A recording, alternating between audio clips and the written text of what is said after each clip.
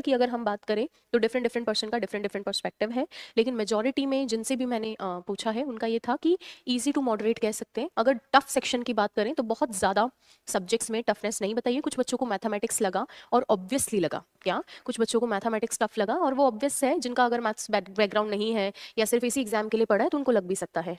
मैं इसलिए कुछ नहीं कह सकती, मेरा खुद का मैथ्स उतना अच्छा नहीं है, इसलिए मैंने वीडियो का एग्जाम भी नहीं देती हूँ, पिछले वाला भी नहीं और इस बार वाला भी नहीं, क्योंकि मेरा मैथ्स अच्छा नहीं है।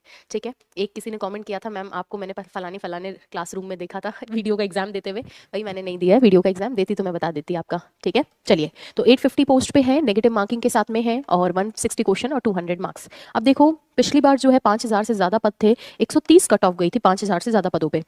तो इस बार क्या पॉसिबिलिटी है? नो डाउट पोस्ट बहुत कम है, या 5000 से 850 जो है पोस्ट कम है, 5000 से 850 पोस्ट कम है।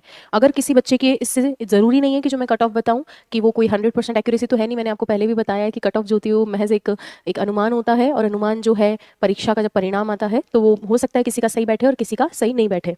अब देखेंगे यहाँ पे ध्यान से, कुछ कट ऑफ्स मैंने यहाँ लिखी तो है, और ये सारी नंबर ऑफ पोस्ट को देखते हुए और सिचुएशंस को देखते हुए लिखी है।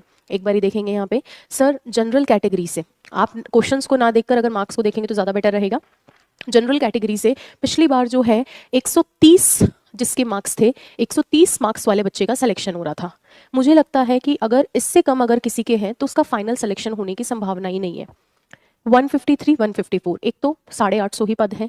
दूसरी बात, जिस हिसाब का पेपर आया था, ऑलमोस्ट मुझे बहुत कम लोग ऐसे मिल रहे हैं जो ये बता रहे हैं कि मैम हमारे 160 या 150 से कम है। कम बच्चे मिल रहे हैं, इसका मतलब ये नहीं है कि है ही नहीं, लेकिन कम बता रहे हैं क्योंकि पद कम है। आप जानते हो कि रिजर्व्ड कैटेगरी में तो फिर भी लास्ट तक आपको ऑप्शन मिलता है, लेकिन अगर रिजर्व्ड कैटेगरी नहीं है तो इनिशियल स्टेज पे ही जो भी आपके 100, 150, 200 सीट्स हैं, वो जितनी पाती आती हैं आपके हिस्से में, वो सीट जल्दी से फुल हो जाएंगी अच्छे उसके अंदर। ठीक है, चलिए सर, तो ये कट ऑफ जो है जनरल कैटेगरी के लिए, मार्क्स इधर लिखे हुए और क्वेश्चंस उधर लिखे हुए। क्वेश्चंस ना देखो, सिर्फ मार्क्स देखो तो भी चलेगा।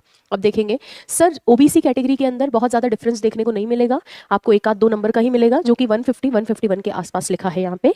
अब देखें, तीसरा है सर ईडब्ल्यूएस कैटेगरी में 147 या 148, ईडब्ल्यूएस में और भी हल्का सा कम कर दो तो भी देखने को मिल सकता है। सर आपको हल्का सा और ड्रॉप देखने को मिल सकता है ईडब्ल्यूएस कैटेगरी के अंदर। नेक्स्ट है एमबीसी, उसमें भी आपको ये 142, 143 के आसपास। एससी कैटेगरी में 135 वाला बच्चा अपने को सिक्योर समझ सकता है एससी एसटी कैटेगरी में। ये है मेल्स। ठीक है, ये मैंने बात की है मेल्स की तरफ से। अब अगर हमें